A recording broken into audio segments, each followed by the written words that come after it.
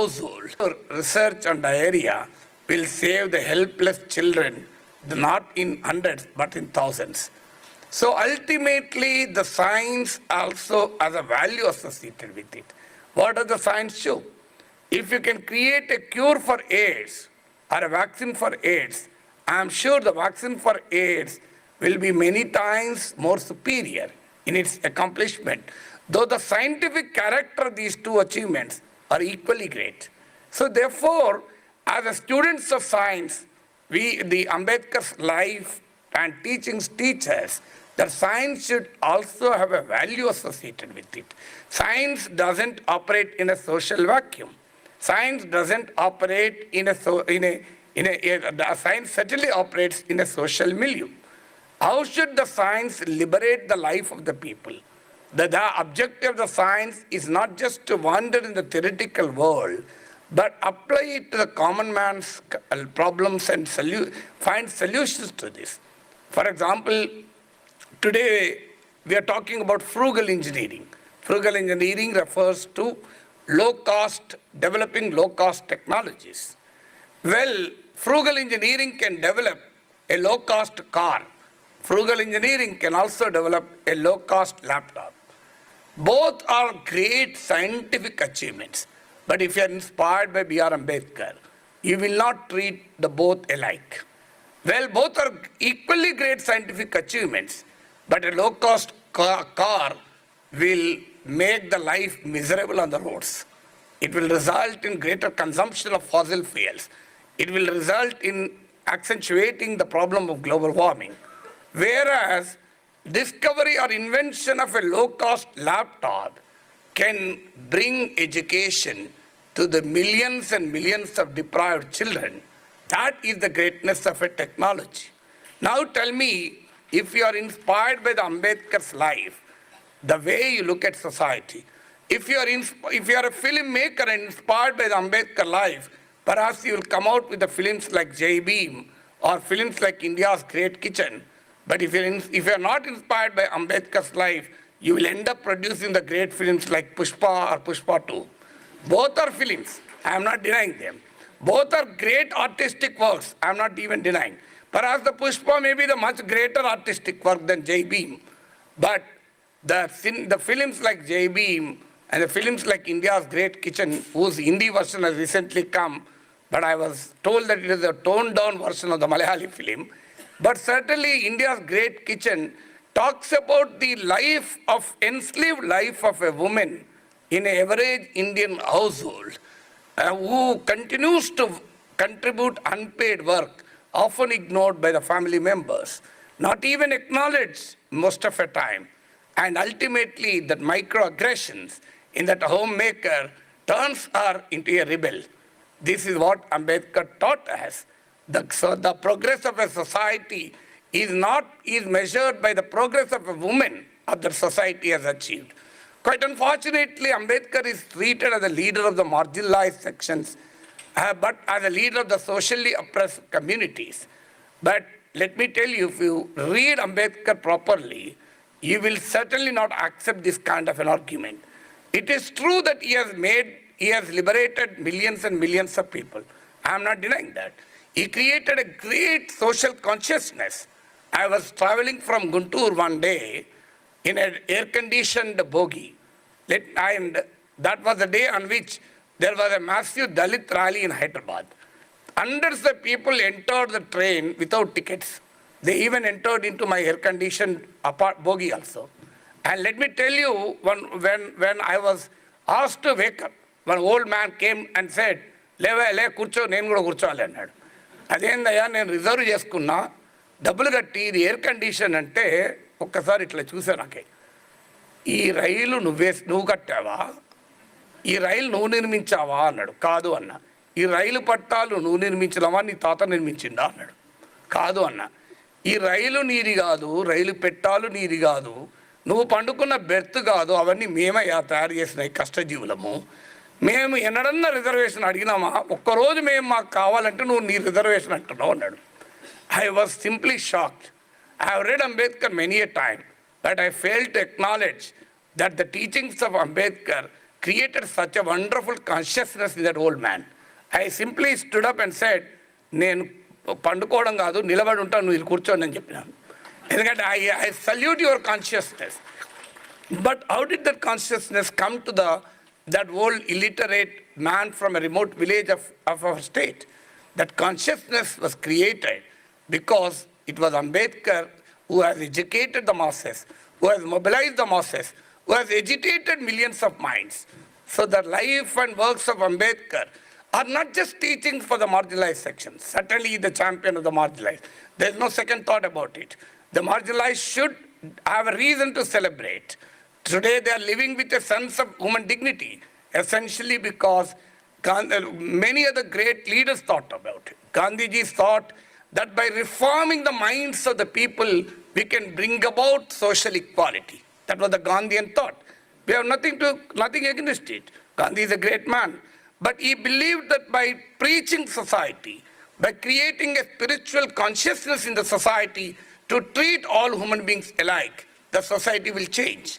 Son Jawaharlal Nehru thought by encouraging the industrialization, by encouraging big industries, by encouraging the scientific institutions like us, like these, we can bring about modernity. And modernity will automatically negate social oppression. But Gandhi and Nehru thought in this direction. It was Ambedkar who thought the real progress of a society can only be achieved by a constitutional legal guarantees to the marginalized sections. That was the contribution of Ambedkar. So the Gandhian concept of trusteeship, spiritual change, Nehru's concept of modernity, and Ambedkar's concept of constitutional action. So I'm not comparing the three great leaders. It is absolutely foolish to compare three great leaders, but I can certainly vow that it is a constitutional action of Dr. B.R. Ambedkar that really proved to be a more and a better understanding of the things. So today, and to one of the great statements of Dr. B.R. Ambedkar, dedicating the Constitution to Mother India, Ambedkar said, we are living in a society, an unequal society, where there is an elevation of some and degradation of many. We are living in a unequal society where there is an elevation for some and degradation for many. And we are living in an economic structure where some are highly affluent and where majority are condemned to poverty. But we are entering into a political democracy where there is one man, one vote, one value. But our society doesn't give one man, one value. So he differentiated between the political democracy, social democracy, and economic democracy and said, thus we are now entering a life of contradictions. How long this life of contradictions should remain? If we fail to resolve this life of contradictions, the victims of unequal society will rise in rebellion to dismantle and demolish the political democracy which this Constituent Assembly has assiduously built. This is what Ambedkar has said. I'll tell you in Telugu, you'll understand the full essence of it. ఈ రోజు మనం ఏ సమాజంలో నివసిస్తున్నామంటే ఈ సమాజంలో కొద్దిమంది మాత్రం ఎగువన ఉంటారు, మెజారిటీ మాత్రం దిగువన ఉంటారు. మనం ఏ ఆర్థిక వ్యవస్థలో జీవిస్తున్నామంటే కొద్దిమంది మాత్రం అత్యంత సంపన్నులుగా ఉంటారు, అత్యధిక మంది పేదరికంలో మగ్గుతారు. కానీ ఈ అసమానతలతో కూడిన సామాజిక ఆర్థిక వ్యవస్థలో రాజకీయ సమానత్వం ఈ రాజ్యాంగం ద్వారా ఇస్తున్నాం. ఒక మనిషి ఒక ఓటు ఒక విలువ. కానీ సాధించాల్సింది ఒక మనిషి ఒక విలువ. ఈ వైరుధ్యాల జీవితం ఎంతకాలం నడవాలి? ఇది ఇలాగే కొనసాగితే ఏదో ఒక రోజు అసమానతల బాధితులు మనం ఎంతో కష్టంతో నిర్మించుకున్న ఈ రాజ్యాంగ వ్యవస్థల్ని, రాజకీయ ప్రజాస్వామ్యాన్ని చెరిపి వేస్తారు అని అంటాడు. నౌ టెల్ మీ, ఆ హెచ్చరిక అంబేద్కర్ ఎంత, what kind of a profound understanding of the relationship between social democracy, economic democracy, and political democracy. So today what we are, let me tell you, some of us may take these constitutional guarantees as something granted for us, but you may be surprised to know what is the average life of a constitution. ఒక రాజ్యాంగం యొక్క సగటు జీవిత కాలం ఎంత? There was a study of more than 150 nations.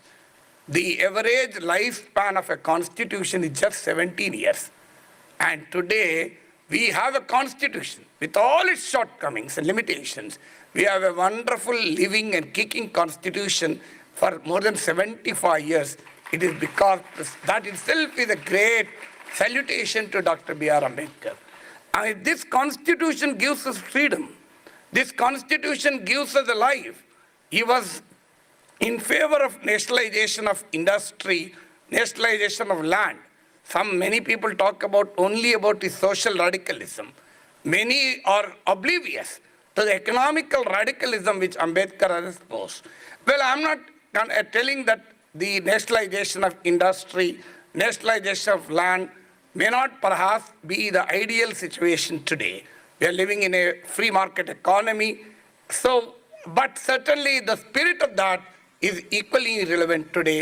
The spirit tells us that we cannot accept the humongous inequalities that exist in our country, where 22 crore Indians still live below the daily wage of 375 rupees, where 10 big families, wealthy families of India equal the wealth of the 10 big families of India is perhaps more than a significant chunk of the entire Indian country's population.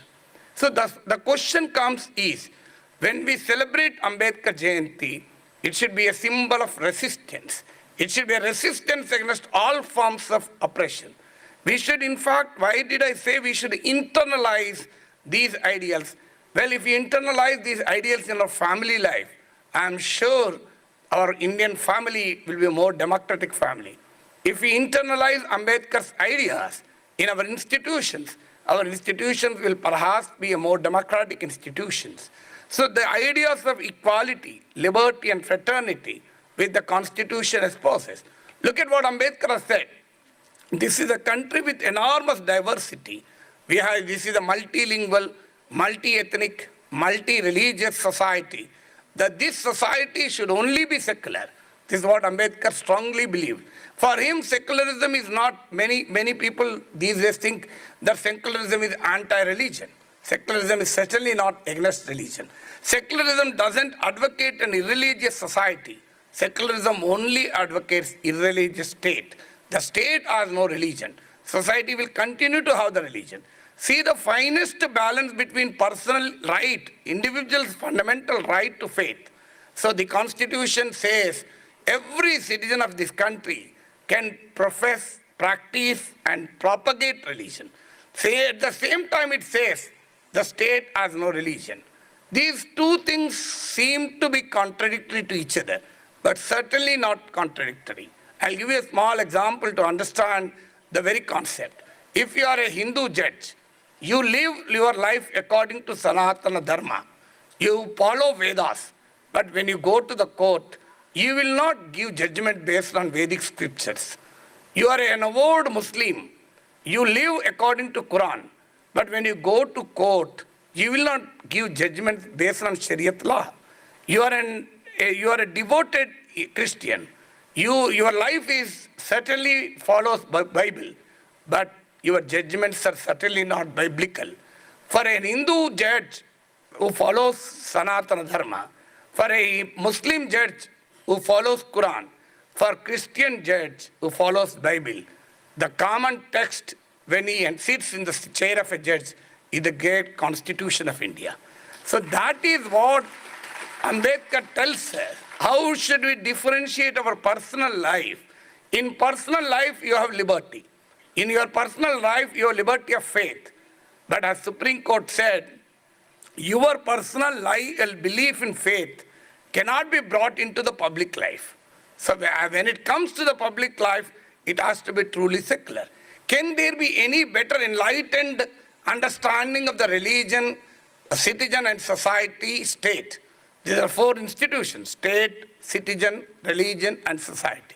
I'm sure there cannot be more creative combination of a freedom to profess, practice, and preach a religion on one side, but a question of what the religion should play in the public life. This is a contribution of the great leaders like Dr. B.R. Ambedkar. So this, I can quote you a number of such constitutional aspects.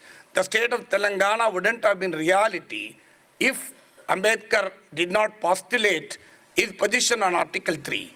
When Article 3 of the Constitution was debated, some of you may be knowing, according to Indian Constitution, a state can be divided without even taking the consent of the assembly of that state concerned. Parliament, by a simple majority, can divide a state. This is the challenge with the Constituent Assembly. When we are living in a federal system, how can we divide a state without the consent of the state assembly? It was B.R. Ambedkar who said, if we include this provision that the consent of the state assembly is required, no aspiration for a small state will be a reality, because the majority in that assembly will never allow this to happen. So therefore, India is an indestructible union of destructible states. This is what Ambedkar said. So look at any aspect of the Constitution. Any aspect of the Constitution, if you have the time and patience to read the Constitution, it's not just a book of law. It is not just a book of law. It is a guiding philosophy for our own life. If you will be a better human being if you read Constitution. You will be a better administrator if you read the Constitution. You will be a better husband if you read the Constitution. You will be a better father if you read the Constitution. That is the beauty of the Constitution. The Constitution abhors all kinds of prejudices. You might have seen recently the 4-part Netflix series on adolescents. I'm sure if you have not seen, please see it. How a 13-year-old child, constant exposure to a content in social media with full of misogyny has led to a brutal crime the child has committed.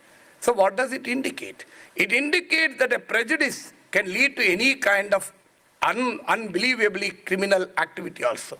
So the Ambedkar's teachings tell us that we should fight against all forms of prejudices and in all its manifestations. Therefore, my sincere appeal to all of you is, I'm also a student of science. As I was a graduate in electronics, postgraduate in journalism, doctorate in political science, and taught economics. At Birla Institute of Technology and Sciences, I taught economics for 4 years. Well, please don't think that I have failed in science and moved to that. Not at all. I was a distinction in electronics. I was a state second in intermediate in physics.